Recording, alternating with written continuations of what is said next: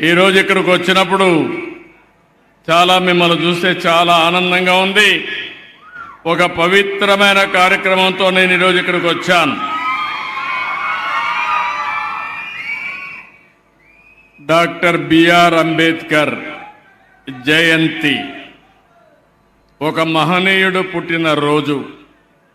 ఈరోజు మనందరికీ ఒక పండుగ రోజు.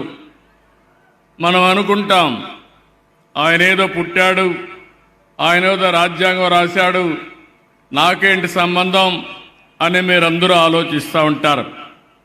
కానీ ఒక్క విషయం మనం గుర్తుపెట్టుకుంటే, ఆయన రాసిన రాజ్యాంగం, ఆయన ఇచ్చిన హక్కులు మీరు ఒకసారి చూస్తే, మనం అందరం ఈ విధంగా కూర్చొని మాట్లాడుతూ ఏలలేస్తూ కేకలు పెడుతూ ఆనందంగా ఉన్నామంటే ఆ మహానాయకుడు ఇచ్చినటువంటి రాజ్యాంగమే.